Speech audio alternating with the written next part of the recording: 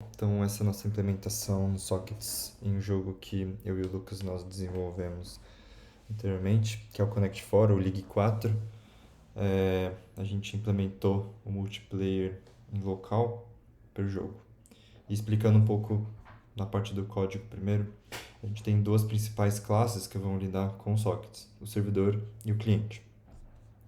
Passando primeiro no servidor, a gente tem um pouco de acordo com a lógica do jogo, a gente teve que separar um pouco a inicialização dele, mas a princípio a gente tem a inicialização do servidor como a implementação em Python mesmo.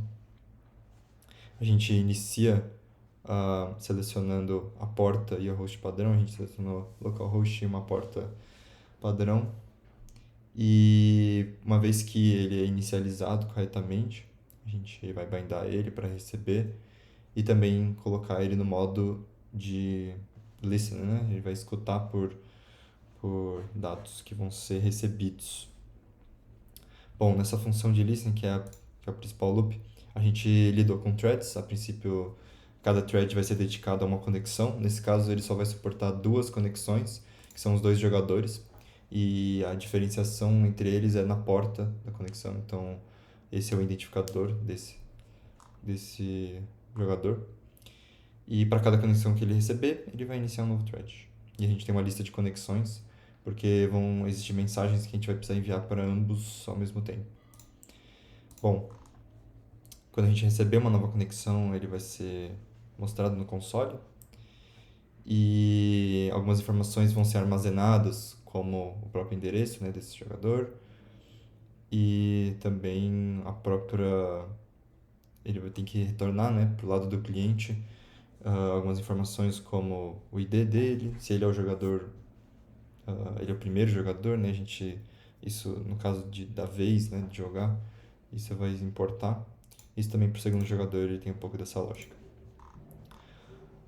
Bom, então para cada mensagem que ele receber, nós temos algumas verificações. Então, claro, né, ele vai receber o dado e se não houver dado, a gente vai vai lançar um erro e vai ser tratado aqui embaixo. Então, no caso da desconexão, né, de algum cliente, a gente vai verificar qual que é e vai atribuir as informações corretas e mostrar qual que é o usuário que foi desconectado, além de liberar este thread, certo?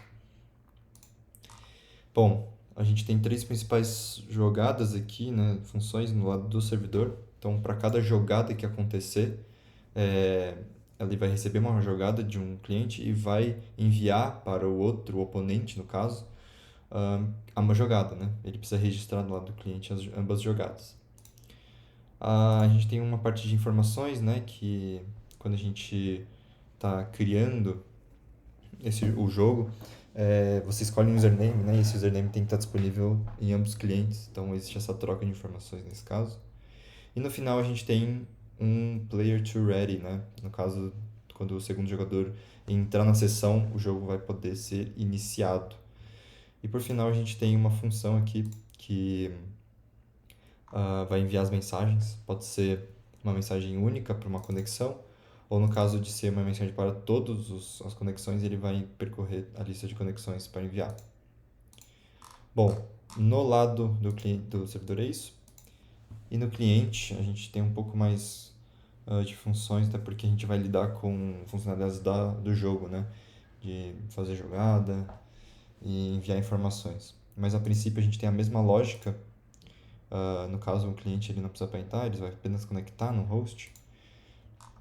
E para cada interação a gente tem uma verificação se tem dados, senão ele vai parar, né, de conectar no servidor. E nós temos três principais ações aqui.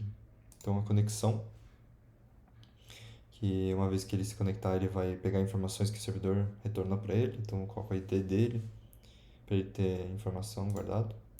A gente tem a de informações, que no caso é o próprio usuário, então aquela função de receber, uma vez que o servidor mandar quais são os usuários que estão no jogo, ele precisa receber para colocar na tela. E por final, no caso de formar um movimento do oponente, ele precisa registrar na tela dele. E ele vai fazer o movimento do chip, que é basicamente a bolinha do League 4, né, que vai estar lá na tela mostrado. Há outras funções aqui, então, de movimentar, claro que em relação ao socket, então ele vai enviar informações então, para uma jogada, ele vai usar essa função. Para enviar os dados também, os usuários, ele vai fazer isso. Para confirmar o segundo jogador. E outras funções de auxílio, né? No caso, para fazer as jogadas, terminar todas a conexão.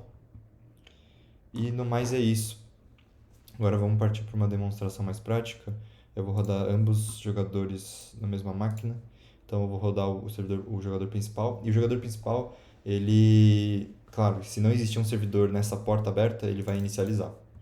Então no caso eu vou iniciar o jogo e ele vai inicializar o cliente. Ainda não inicializou o servidor.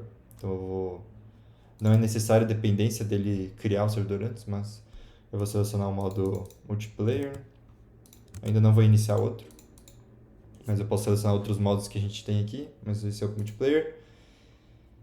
Tema clássico e resoluções, vou selecionar meu nome e vou dar um continuar. Então aqui no caso ele cria o servidor já, ele não vai criar se existir o servidor nessa porta, ele vai ficar esperando por uma conexão, mas a gente pode ver que conectou este jogador, né?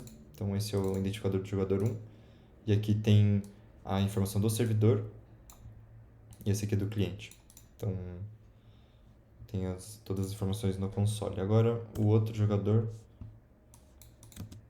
vou colocar, deixa eu abrir as duas telas aqui.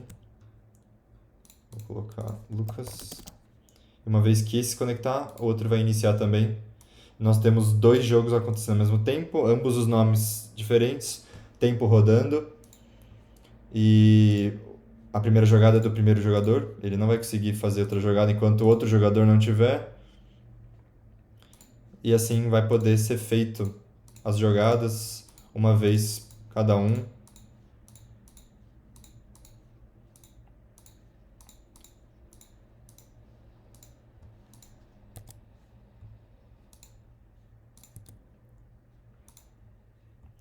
E dessa forma a gente tem os sockets funcionando entre as duas aplicações.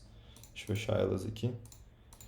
E a gente pode ver um pouco das informações que está acontecendo, né? Do lado do jogador 1 e do servidor, que está hosteado, né, pelo jogador 1. Então a gente pode ver quando o momento que o jogador 2 estiver ready. Tem o registro dos dois usuários que foram colocados em ambos os lados. E a gente tem um pouco das jogadas. Então essa aqui é a primeira jogada do jogador 1 na coluna 5, que é assim que ele se identifica, né, na matriz do Connect 4. A jogada do jogador 2 na coluna 4.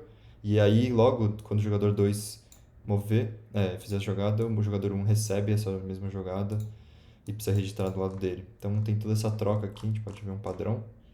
E é claro que eu terminei o jogo. E uma vez que o segundo cliente, né, desconectar, ele vai aparecer que isso foi desconectado. E a gente pode ver que, né, as informações do player 1 ainda está conectado e o player 2 não está mais. E do outro lado a gente pode ver a mesma informação. Então ele vai receber todas as jogadas, né, do jogador 1. E assim a gente tem essa troca de informações funcionando e implementado em Python.